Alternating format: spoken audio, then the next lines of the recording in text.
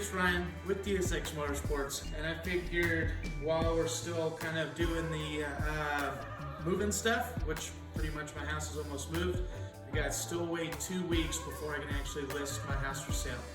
So I figured while we wait, and depending on when you guys see this, I don't know if it'll be 2 weeks or not, but we'll talk about each one of the cars that I have here at the shop and kind of quickly go over what mods they have and what I like to do to them, and maybe see about your guys' feedback and stuff like on the E36 and the M5. So without further ado, let's start with the WRX.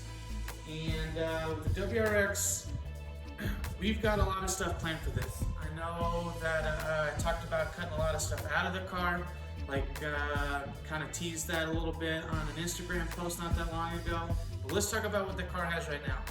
Right now, it's on an EJ206 junkyard motor build, essentially. We got the motor probably a couple weeks before Super Lap Battle. Took the motor, did a compression test on it, had low compression in one cylinder, and a lot of that was from buildup on the valves. We verified that by using basically leak down tester, and we're able to see where, or listen at least, where the air was basically leaking by on the compression side. So we do that without the cams in. So while we had the cams out, which we're just using the stock cams, we actually took each bolt out and studded the head. So we studded both heads on this thing, put the cams in, and then after that, I installed basically all of my timing stuff. So BC cam gears and the RCM tensioner, and I did add the Lick Motorsports adjustable pulleys, and I did that. You can probably see that in another video, but I basically did that to try and put more tension on the timing belt to alleviate any slippage. So after that, I index it, and then basically get my cams, everything like the same and where I want them. So junkyard 206, unknown mileage, really unknown condition. We're running that with a Garrett G25 660 rotated, running it through the, what brand is it? Tomei, that's it. Tomei, equal length header, and then the up pipe was actually built by Brian Acton at the donut shop. So that's got the V banded up and down pipe. He did the down pipe as well. And basically on 20 pounds of boost, tuned at MoFab, we did 380 wheel, 333 torque. Could have made a lot more than that, and we could have made that a lot sooner. Like on our first pull with basically like any boost target issues, I say issues, but strategy, we did that all about 1200 RPM sooner. So this thing, turbo-wise, spools pretty quick. We do hold it out basically so that I can make the power in the power band that I want without making, like putting any unnecessary stress on the bottom end. So basically for 1500 RPM range, I'm over 350 wheels, so it gets basically like 360, 380, and then tapers off to about 370, 360-ish. Super happy with the power band as far as a track car goes. Definitely not your fastest street car when you talk power. We're running the APS 500 top mount. We're running the JDM intake manifold, Turbo Smart recirc that's not recirculating, it's basically just open atmosphere right now. We're running a Turbo Smart 44 millimeter hypergate on it right now. I've been okay, happy with that. I'm running Koyo radiators, pear and silicone hoses. I mean, pretty much all the rest of the actual engine stuff is pretty normal. We do run a surge tank for E85. Even with 91, I was noticing fuel starvation when we get close to that, between that 3/4 of a tank and half a tank range. And on 91, we're going through about 3.5 to 5 gallons of fuel. So I mean, you could go out with, if I didn't have a full tank of fuel, I'd be fuel starving in about 25-30 minutes. So going E85, now we're going through like 5 gallons to 7 gallons of fuel in a 20-minute session. So that just probably gets more it exaggerates the problem even further. So we do have a catch can or a surge tank on the tucked in down there on the fuel on the frame rail. So I have 2 RCM pumps I've got hardwired, one inside that tank and then one in the actual fuel tank. I did make my own fuel lines. I'm marginally happy with it. I really like the quality of the components I use. It's all industrial hydraulic stuff. And the fuel lines themselves are actually impervious to ethanol, and that's one of the things I had to find. They're flame retardant, so the lining is not likely to catch on fire, which is good. I mean, you can see that these things are capable of that. I do run, as far as my oil control side, I run the IAG Aero separator, and I don't really have any problems overfilling that. I run it to atmosphere, so I actually just have a hose that runs to the transmission, driver's side of the transmission. We've never really had any, on all the engines I ran, we've never had any problems with that. But I've never really ran more than like 22, 24 PSI. So always been a little bit lower on the boost, and ran most half stock motors, half built motors. So tolerance wise, kind of all over the place. Add into that the sump side, the oil side, I've got the RCM baffle. I love the RCM baffle plate. I run the Morosa steel pan, the Perrin oil cooler, which you can kind of see up there. Then they give us another quarter capacity. It's hydrostatic. Had problems with the lines before. I did have to rebuild one of the lines. That's what caused our engine fire at Road Atlanta. So other than that though, I'm trying to think if there's anything super crazy. Yeah, I think that's it. Pretty simple. As far as the rest of the car goes, I'm running 05 STI transmission, 6-speed. I've rebuilt, or ZF Design rebuilt it after my first season. We started I could feel it getting harder to go into 5th and grinding, or 4th and 5th and grinding in those gears. Wasn't really happy with the gear ratio. So he took it apart and found that the synchro for 4th was pretty much gone. The synchro for 5th was pretty much gone. One of the pieces that I broke in 2018 was already partially worn through. The little, they have aluminum shift forks in them from the factory. A couple of the little selector, the plastic that actually moves the synchro collar. A couple of those were gone, and that's where that wear on that interlock piece was coming from. I'm trying to think of what else. Twisted output shaft, front input shaft bearing was bad. So even though I thought it was like a decent transmission, so much of it was bad. So we went in, like I said, we talked about gear ratios with Zach. We went in and changed the 5th and 6th to the JDM gear ratio. So it's actually a more appropriate, like 3rd, 4th, and then 4th to 5th isn't a huge jump like it used to be. And then of course, 5th and 6th. The only downside is we kind of built it anticipating 8,000 RPM. And when I was at Road Atlanta, we really couldn't go over 6,000 because we were maxing out the mass airflow at sea level. So it made it feel ultra short. But with all the other engines, we've been able to go about 7,500 RPM or so. I usually will short shift it around 7,000, so that way I'm not stressing it too much. But on the 205, we had it actually limited at 7,500, and on the 206, we actually limited to 7,700. So if I really needed to make that push in a gear, I could go to 7,500 or so. Wouldn't get that hard cut before 7,000, and that's another part of it too, having a little bit of a buffer for RPMs. So I run the Pro Life flywheel right now, which is like 7 or 8 pounds with an ACT clutch and pressure plate. I'm excited about changing that out, but really that piece has been really reliable. The pressure plate was the pressure plate that came with my 6-speed swap that I got. So it's crazy that that's lasted that long. We modified the front diff. We did all steel shift forks, brass synchros for 1 to 2 and 2 to 3, and then carbon synchros from 3 to 4, 4 to 5, and 5 to 6. So we do have like the carbon synchros we can get in there. Modified center diff, but the plate orientation is still the same. So we can go with a looser or a tighter setup, and it's really not that it's loose or tight, it just adjusts the range that the center diff will operate.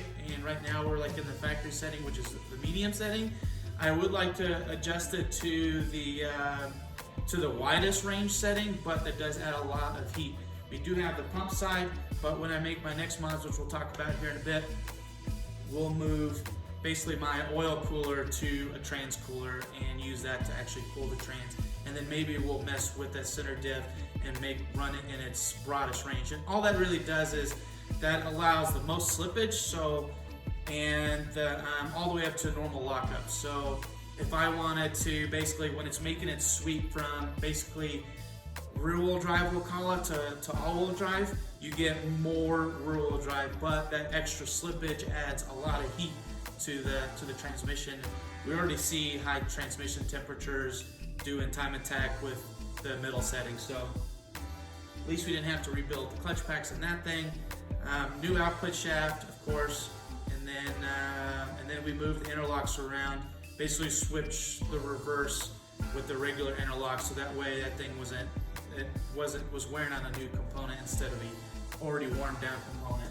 So definitely the big play was that those steel ship forks helped out a ton. Going on from there, I do run the Cobb Access port with right now on the 16-bit. I've been pretty impressed with what it is capable of, but the thing that drives me nuts is I really can't read any real critical engine parameters, and so I can't really set any real safeguards up. We can set safeguards for IAT, we can set safeguards up for knock and stuff, but I mean, that's about it. And so I'm excited to move to the next series of mods. Rear end, I'm running the 05 STI rear end that I got with the car. We tried out the AP shirt track. I didn't really care for it too much. It didn't really match my driving style, which is kind of off throttle oversteer like I'm used to in the front wheel drives where I came from.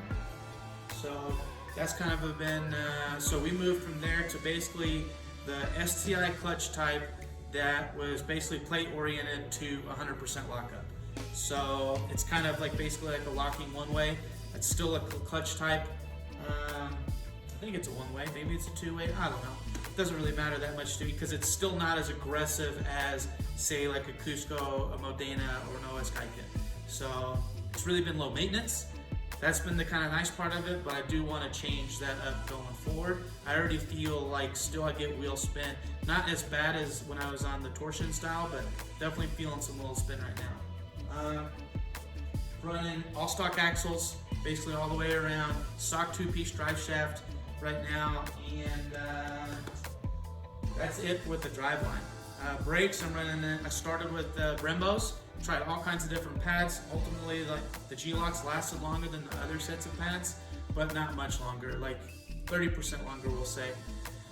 So it's killing me on brake pads because the Brembo brake pads are expensive. I was having to bleed the Brembos quite a bit. I was even running titanium shims to try and help with the heat going into them, but once the rotors were done, which I was running the StopTech crowd treated. Once the rotors were done, it kind of put me in a budget range to think about the next brake setup. So we still run the Brembos in the rear, the factory Brembos in the rear, on StopTech rotors that are crowd treated, but on the front we're running the AP Racing 4-piston setup right now with the J-hooks. The rotors last me all year. Pads wise, I went from basically getting 2 to 3 track days on a set of G-lock pads to now I'm getting 8. I don't know, I'm trying to think how many, like 8 or 9 track days out of a set of pads, and the pads are cheaper. Even the Ferodo pads are cheaper than the Brembo setup. I mean, all cheaper, they're a little bit thicker, and I think I've only had to really bleed the brakes this year maybe twice. So really happy with the move to the AP Racing. Plus they're lighter. I've posted a little comparison before on Instagram, but they're about 6 pounds lighter per corner that I measured, and that was between worn out Brembo parts, like worn out pads, worn out cracked rotors, or just all brand new stuff from the AP Racing. So probably probably pushing 7 pounds or so per corner with the AP Racing. You can see that I've made some Aero upgrades. but there's really not a whole lot. Last year we were running pretty much a similar Aero package, but last year I wasn't on like an actual like true splitter. So now I'm running a splitter, and we're gonna change that up this year, but now I'm running a splitter towards the end of the season that I could actually really feel a big difference on, more than just like a cooling and an air dam difference. So I actually like the setup quite a bit better, because before I had to keep taking the bumper off and putting the bumper on. It was such a pain in the ass, and now I just take the splitter off. It takes half the time, and all the components are simpler and less prone to wear out. Like whereas all these little, plastic push pins we were trying to break. Thinking as far as brakes go, stainless steel lines, of course. We run RB or the Ferodo Racing 660 fluid. Nothing super crazy there. It's the same stuff I run in the clutch too. So we haven't had to make the push to the SRF or anything. And really, we get Flat Irons gets a really good price on it. So that's what I use. If you're thinking about RBF, the Moat Tool, that's also another option. And the bottles are different colors, but I'm not saying they're the same product. But the bottles look exactly the same. Other than that, suspension-wise, the suspension is basically the thing I'm the most proud of on this car as far as handling. When I first started driving this car, really driving it at the track, I started off with some Revalve Megan Racing coilovers that were about 8 years old. They're set up for autocross with way more conservative power. It was when it was on the 5-speed and stuff like that. And really, the shocks were, I could tell that the spring rates were just too soft. Beyond the valving and the shocks, the spring rates are just too soft. Like under heavy braking, I was bottoming. I could just feel the car bottoming out on the bump stops, just under heavy braking, like in high planes and stuff, and a lot more body roll than what I was anticipating. So then we went to essentially the Feel 442 two-ways. I was racing street mod at that time. I really wanted to take advantage of the two-way adjustable allowance and get myself finer adjustment between the rebound and between the compression. So we talked the Feels. We told them basically what sway bars I was running. Told them what kind of power we're expecting to run, and that we're going to be on light Aero, and what the weight of the car was. So they set me up with spring rates and set me up with the valving, and I was super impressed at the beginning of it and really happy with it. So then I continued to push the caster. I was getting more caster. I think I actually did that before I went to the two-ways, but I rotated and modified my strut hats so that I could actually get even more caster out of it. I run the parent PSRSs, which I don't even know if they make them anymore. They basically came on the car, the parent PSRSs now, and I can usually, if I get those things adjusted just right, I can get another 10th or so degree out of them just on the alignment rack, just by messing with them. And then I run the STI caster offset lower control arms. They have basically two types of lower control arms that they offer, and one of them gives you about an extra degree sweep on the caster. So I've got those caster offset control arms right now. I've got the modified top hats, a little bit of mods with the PSRSs, and I'm getting about 8.2 to 8.5 degrees of positive caster, which has made a huge difference on the car. I run 3.5 degrees of camber up front, or actually 4.5 degrees of camber up front, and about 3 degrees in the rear. I need a little bit more camber in the rear. We can see that when we go to really high grip tracks. We're wearing the outsides of the tires out. But other than that, the camber's been really nice. I actually run a touch of toe in the front and 0 toe in the rear. So I run a touch of toe in the front. The front end of the car on these cars just in general are already kind of vague, so toe out definitely makes it feel better. But what I've noticed is that my mid-corner performance suffers. So caster helped quite a bit, but that toe in also helped. So I just have to be cognizant that I turn in a little bit early. So that's what I'm running alignment-wise. I run the Perrin 24, 25 millimeter, whatever the front Perrin bar is. I run it on its loosest setting right now. And then I have a white line 27 mil or 28 mil bar, the big white line bar, and I run it on its loosest setting right now. I've experimented and stuff going back and forth with the higher grip stuff, but ultimately, or the higher stiffness. but I kind of use those as just like a tuning tool at the car. If I want the car to do something specific, like say if I'm on like a short track, like I like running the high planes in a short orientation. When I run on a short orientation, I like a lot of off throttle oversteer because you're not getting really high speeds. So running the rear sway bar in a stiff setting helps with the off throttle oversteer. That makes that track a lot of fun. But when you get it on like the higher speed stuff, it does get a little bit too twitchy, and I like it to dial it back a little bit to make it feel a little bit more normal. That might change when I go to an upgraded diff in the rear. I might want to get more twitchy again, but we'll see how that goes. I run the white line rear lateral links for the STI fitment, so I could run the white line bar. Those are just polyurethane bushings. I'm not a fan of it. I really like the Voodoo 13s, so I'll probably make a transition to the Voodoo 13s for this year if we ever get going. But the bushings wise, I got the polyurethane bushings for the control arms. I run the ESM race solid subframe bushings. I run the of course the subframe lock. That helps kind of line everything. And then I run the solid ESM bushings for the diff. So the diff is solid mounted back there. It's and the subframe solid mount back there. I definitely notice a difference on crispness, and it's kind of nice with the alignment because the alignment in the rear deflects considerably less. It would be nice with Heim jointed lower control arms. That would help with the toe and stuff, but as far as any shifting in the back end, I mean, if there was, I can feel a difference from the precision standpoint, but I wouldn't exactly say that before it was like sluggish and then you kind of feel it setting in. It just feels extra crisp now. Front end wise, I'm running the parent PSRSs in the rear, which are just polyurethane. But on the lower control arm bushing that's here, that's mounted to the subframe, I run their Heim joint. They've got a Heim joint that goes there. The biggest reason I wanted to run that, and we've seen them like on Scotty's car and stuff like that, is when you get these extreme alignments where the control arms are pushed way back or pushed in goofy areas and stuff like that, you can see that it wears the polyurethane in kind of like an oblong shape, which essentially means you're eventually going to have looser and looser like crispness, suspension, or you'd be more inclined to replace it. And it also adds preload into the suspension, so it doesn't move as free as it should because it's bound up to the point where now the polyurethane is working against it. So with that Heim joint in that position, it helps with the freeness of the lower control arm moving up and down in that really crazy caster oriented setup.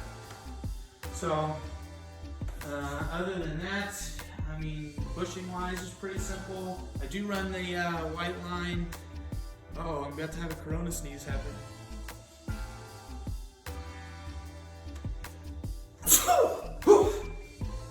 Gotta judy chop that Corona so it doesn't get in.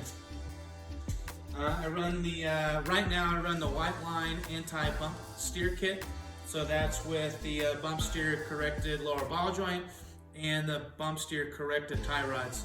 I'm toying around with some other ideas of suspension, but overall, other than maybe changing my spring rates, I've noticed that my spring rate's a little soft. I'm running 13K up front and 12K in the rear. It's like when I go to high grip tracks on 255s, I can see, like Coda, I can see that the front end of the car is really laying over. So definitely might consider going to a higher spring rate on this setup. So suspension wise though, I mean that's pretty much, we've got a cage in the car, that's probably part of it, a 6-point cage that the Denver Donut Shop did. I've got a Sparko seat, you know, fire suppression. I mean, all the basic stuff in the inside. I do run the 9 Lives wing, so I do have, and you guys, I'm sure you've seen it, but I run the 9 Lives wing. I absolutely love it. I used to run the APR wing.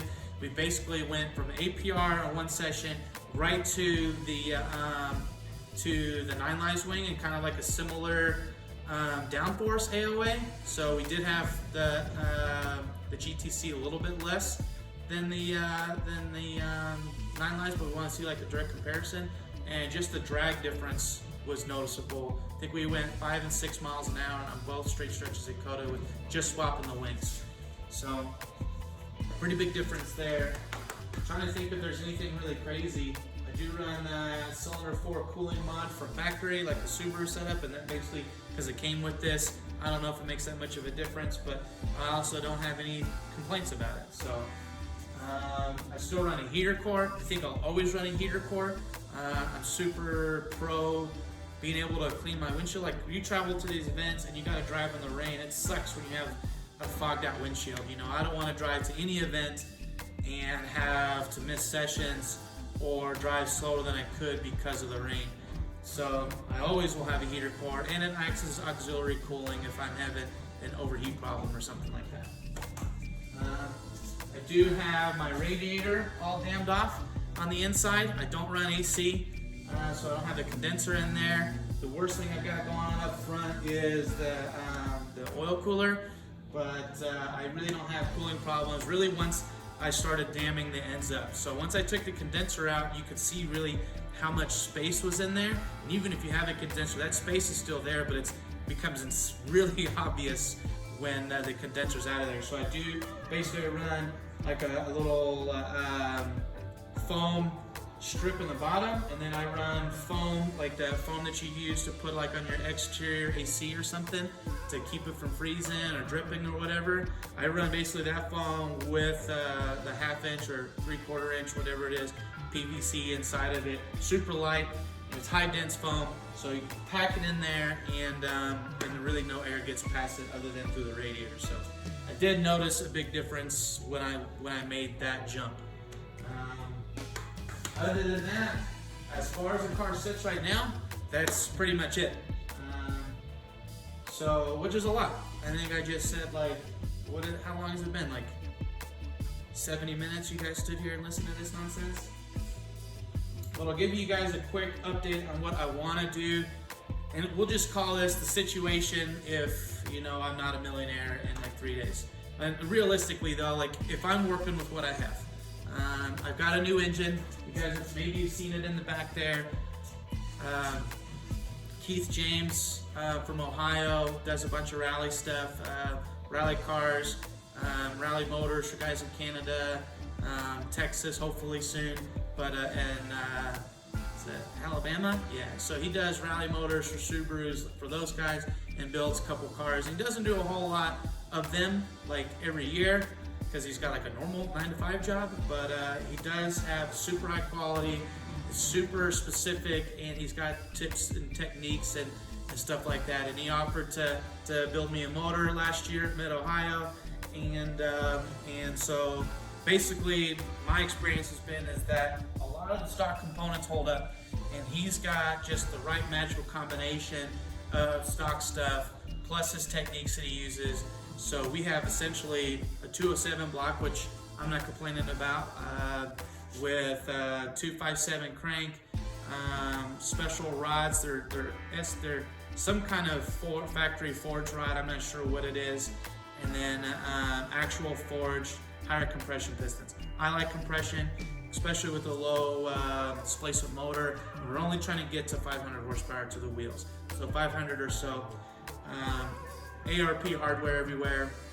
We're going to run still the 11mm head studs, but we're going to run that with either ARP 625s or the RCM Extreme head studs. So we're going to do that. We're going to run the version 7 or 8, whatever, the JDM big port AVCS 207 heads. So I have those too with BC valve springs. He set that all up for me. So I love the Athena head gaskets, so we're going to get the Athena style head gaskets, the Cooper ring gaskets, bolt all that together with the ARP studs, and the bare minimum we're going to run that setup. I really want to run, and I think we're going to, but I really want to run the Roger Clark Motorsports, the brand new Stage 4 dry sub. I really think that, like, with the next steps I'm going to make that we're going to talk about here in a second, that I'm going to exceed the capacity, the limits of the wet sump. And this really nice motor that Keith built for me, I don't want to squander it. So the money that I would have, spent building my own motor or whatever, I want to put that into making this motor more reliable. One of the big things, like I talked about before, is that the 16-bit can't read shit. You can't see anything. It doesn't have a lot of safeguards. It's great to tune. I can make the power I want. I can make 500 horsepower easy, on the 16-bit ECU with the Cobb, but I just can't see anything. So that's, I don't know like where the failures and stuff happened last year. So what we'll do is we'll run a standalone, either Haltech or a Motec, and the biggest reason I'm throwing Motec in there, it's expensive, but I'd like to, if money's no option, I would like to go to a sequential transmission. So the sequential transmission, the Motec program, just works really good for it. The downside of the Motec system, other than the cost, is that there's not a lot of experience with Motec out here. So I know what my tuner wants me to run. They prefer AEM, they prefer Cobb obviously, but they don't mind Haltech.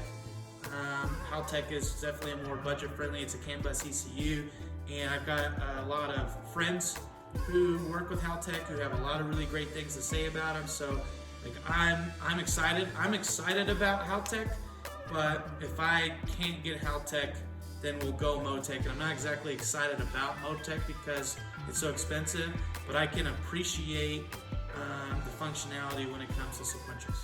So at least that'll be there. The Haltech, all the other ECUs can run flat foot shifting and all that other stuff, but ultimately I do think that the baseline programming and the Motec just easier to run sequentials, and I'm sure Nick at MoFab can tune a Haltech for sequential too. So, but that's the money no option, the sequential, but still dry sump and the standalone is the have to things. Those are going to be, if I don't buy anything, if I don't spend big money on anything else this year, those are the two things I have to buy. I'm tired of all the problems we had last year, and I really want to not have new problems as the car makes its next stages in life.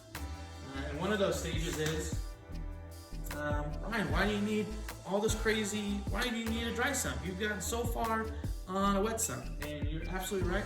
I've gotten really far with the wet sump, but I've been doing that on 255 Azenas, and I'm tired of getting beat by tires. I mean, I go to NASA Nationals is a good example, getting smoked on tires because I've on that self-imposed 255 limit that I've been running with Grid Life and Global Time Attack.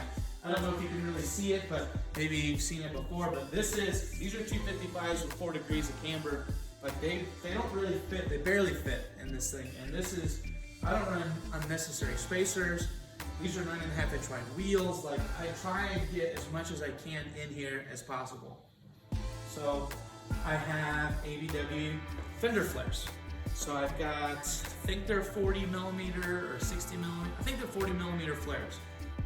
So they're recessed off, so kind of they'll have where it actually comes across here and then sucks in, and then we'll probably ventilate the top of it.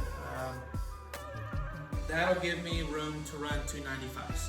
It'll be a tight fit to run 295s. 295s or 255s, whether they're on a Hoosier or whether it's a Yokohama, it's a huge step up in grip. So recessed flares from ABW all the way around. I already have those. Fiberglass roof. I had to replace my windshield this year because it's totally fucked from last year. Let me set this down here. Totally fucked. I don't know if you guys can see this in the video or not, but I mean, I got big ass rock chips and really outlasted, overdone it with this windshield. So I've got a fiberglass roof. I'm all ready for ABW. So the fiberglass roof weighs like 6 pounds. So basically take the roof out, and I think it's steel. Take the roof out, obviously get the glass out, the front and rear glass out, and then probably have somebody weld an X-brace, because I don't have an X-brace above me, and I'm worried that with the fiberglass roof that's going to really fucking suck one day. So I'm going to have basically the Super X installed in the cage with the fiberglass roof. So that'll probably all be done wherever that gets done, in Denver or Parker or whatever. So we'll have the fiberglass roof and the windshield and the glass there done all at the same time. We'll just put a factory glass in the front. I don't personally care for plexiglass front because I mean they get beat up so much. So I'm totally okay with the glass. There is I'm gonna say like a small structural advantage with the actual glass. I mean, it's glued into the car. So I'm gonna stick with the glass, but in the rear, I'm gonna do what Scotty did, and I'm gonna do the plexiglass or Lexan rear. So I'm gonna do Lexan glass here, and actually just fix the glass to this particular spot here. So if you open the door, it'll actually be just the glass. So the glass will stay in there, and we'll Zeus it, or I don't know, put some kind of, I'll tack some tabs in there, some way so that I can actually remove the glass if I need to get into the back, which is where the fuel pump is and where my cold suit is and stuff like that. So as far as glass goes here, I really want to gut the doors. So we talked about cutting. I really want to gut the doors here and gut the doors here. And another thing I want to cut out is a rear trunk spare tire well. And I want to do that for weight. And I really would like to get this car, I would like to take 400 pounds out of this car. I could probably take 50 pounds out of here, but Nick told me the other day that I look too old and I'm skinny, so he likes me in my fluffy mode. We'll see about that. But you know, I really was hoping to go to fiberglass hood and fender and all that kit. And if, you know, time's permitting and money's no option, the money no option is the big ABW 70mm kit that they make. Basically makes it a two-door. It looks kind of awkward with the two-door because this door ends up being so short, but it saves 220 pounds. Like it's hard not to justify that. So we'll see how that goes, but at the bare minimum, I think I'll eventually go to a fiberglass roof and a fiberglass trunk.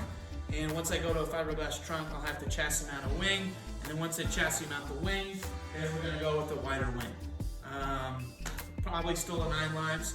I don't think, if it was money no option, which I don't think I'd like to spend my money on that, but if money no option, it'd be nice to have the new carbon wing.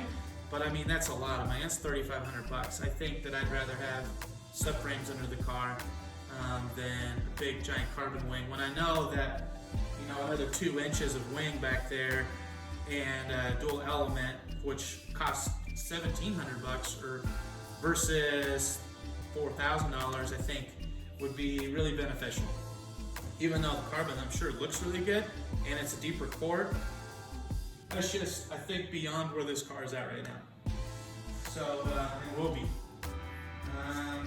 So yeah, so I want to take weight out of the car. So we widen the tires, get the width there, and then get the 295s on. We'll have to go to 18s, which kind of sucks as far as my collection of wheels go, but I'm down to basically just these wheels now, so I actually have sold a handful of wheels, so I didn't have to move them.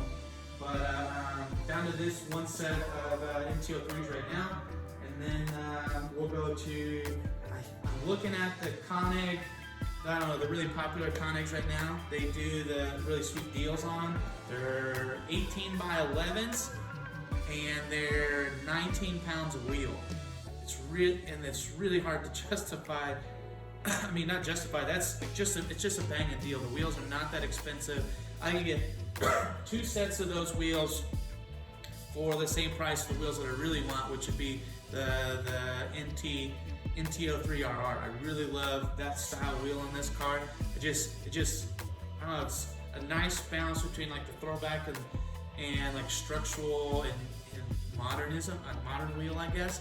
But those wheels are 22 pounds, so they're about 2.5 pounds more than the Koenig, whatever that Koenig wheel, or the Hypergram?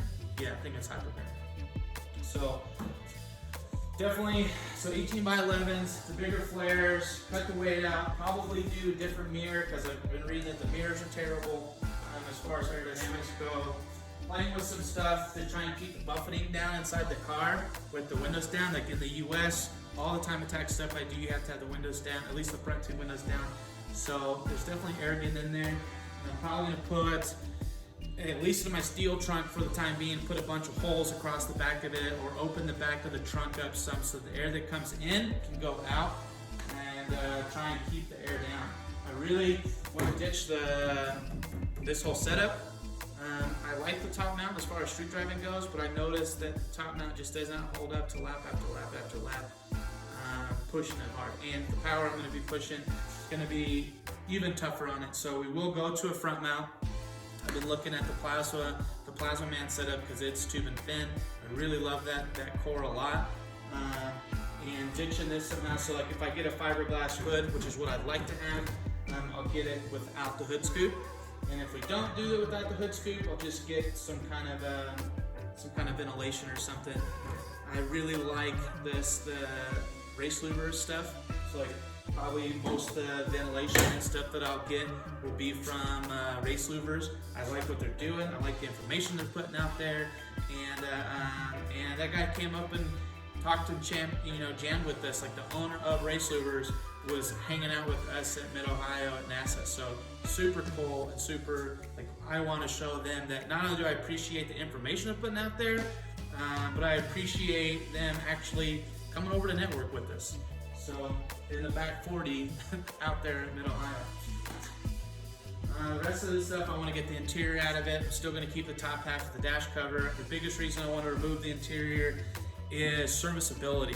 Like, it's a bitch to run anything inside the car when you have all the components, anything wiring related, any of that other stuff. And I appreciate how nice it has been to have an interior in the car, and it was street mod legal. But now I'm ready to move, like the tire width limitation, I'm over that. So I'm ready to move to track mod this year. So we're gonna be in track mod with, wider tires. So get rid of the interior, make it easier to work with, make it a cleaner looking inside.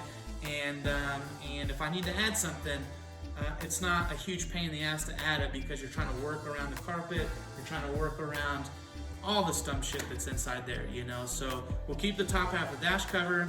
We're gonna keep most of the HVAC piping. I'm gonna convert it to where it's basically just, and even if I could simplify it, I'm gonna convert it where it's just defrost. So if I turn the fan on, probably just put it on a switch. But if I turn the fan on, I'll have defrost. So I don't need it coming out onto my face. I don't care if my toes are cold. Like I wanted to at least do that, because I'm not gonna lose the heater core. It's just too important to me. Wipers, we'll keep wipers.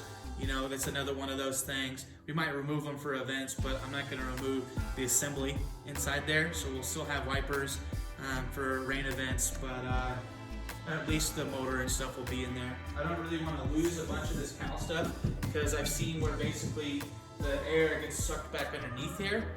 So I might even try and close this up even more, because the cowl right now I can put my hand in there. So the cowling is effective. It does help with Aero, like where this kind of hurts Aero a little bit. So try and streamline that. I want to run a rotated manifold really bad, because I want to shorten the piping as much as possible. We're not going to do crazy 3-inch or anything nonsense like that. Basically, going to run a rotated manifold of some sort. We're going to be drive-by-wire, because that's going to be part of going to the standalone. And hopefully that nice core for Plasma Man. Other than that, as far as what I can actually financially afford to do, we're going to keep the turbo. I looked at maybe going to the G30, but really the G30 660 and the G30, was it 900? I don't know, whatever the bigger G30s are. They're really not any more efficient on the compressor side. So I know I could make 500 wheel on a G25 without stressing it. I know guys who are running 570 and on the G25 on 2.5 liters. So I think we'll be just fine. I'll definitely go to the larger size. I have like the middle size exhaust. So we'll go to the larger size exhaust. But other than that, probably keep all the turbo stuff exactly the same as it is right now. The header, the up pipe, all that stuff exactly the same. So I know that the header works with the previous versions of RCM. So that'll be the only thing if it doesn't work, but I think it'll be just fine. We will go to AVCS, and I'm looking at the GSC Stage 2 cams. So Keith and I have talked at length about AVCS, no AVCS. I'm like a nerd for cam timing, so we're talking about cam phasing, and so we got a couple of ideas that we want to try and implement, but we want to start with like a solid base cam, one that's not going to have a huge variance. I like that they're billet port, like they literally make them from billet, so there shouldn't be a huge variance, but we'll still index it. And then I'll run probably Roger Clark exhaust cams, because I basically want to pull this motor in its wet sump configuration and have it as a backup. Because usually if you have, say, like a rod bearing failure, any kind of like oil contamination, it's going to affect the dry sump. And if I'm at the track, I just want to make it as easy as possible. Like if I have a whole wet sump set up, it's already complete, ready to go, I can drop it in the car and just go with it. So I have to have both motors tuned, which would be kind of a pain in the ass, but the bare minimum, I want to keep this motor as complete as it can be with the timing setup, with adjustments, the oil pan, all that stuff. So maybe I'll go with bigger brakes this year. That's the money no option. And then another money no option is sequential. Everybody, not everybody, but I mean, so many people are talking about track modified, going with everybody going to sequentials.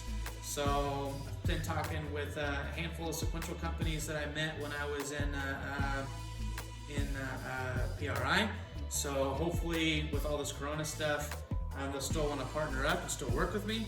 But the sequential, I think, is going to be.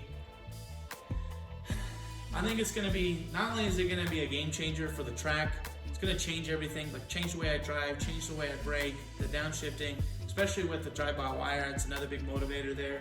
But I mean, it's going to make fun content too. I know that sounds dumb, but like, I love watching videos, sequentials, but you only see like a handful of people with sequential videos. Like, I'm not a scumbag by any means, but I actually am a scumbag.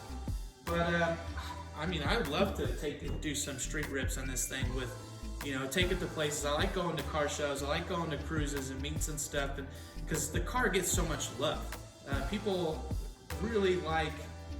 I don't know. I mean, obviously it's not a pretty car. I mean, it's pretty to me, but function is form. But even when you see a bunch of really nice, really pretty cars, like actually really like form over function cars, those guys still appreciate this car. So I like doing that. I like being part of that, and that's where the motorsports enthusiasts are everywhere. They're not just guys out there just at the drag strip. They're not just. I probably won't drag this thing because I don't want to break a lot of the drivetrain stuff, but you got guys who are drag racing, you got guys who go to car shows, you guys Sunday cruises, and then of course the track. And I want to be everywhere. I want to do it all. I want to have fun just like everybody else, and I want other people who do or might like this car to see it and smell it and hear it and do all kinds of fun shit. So I think the sequential, I hope we can swing it this year, because I think the sequential will really make the car more fun for other people, as well as, way more effective. Trying to do, 500 horsepower isn't really enough to win, but there's going to be those moments. As long as that 500 horsepower is reliable, there are going to be those moments where that sequential transmission, that 500 horsepower and the extra loss of weight could be the thing that gets me on the podium, or at least noteworthy. So. But either other ways, other than being wider, more fun, louder, lighter, I think we'll definitely look through the Tri-End Expander Aero. Like, this is actually a splitter that's legal for street modified. The splitters setups that we can run for track mod are way bigger. So we'll probably build a new splitter, do some stuff with the rear diffuser once the trunk's cut out, because now we won't have that issue. We'll cut the rear bumper. And at the bare minimum, we'll consider going with the dual element spoiler in the rear, but we'll just kind of build this car, one step at a time, and hopefully we'll be out there making everybody proud.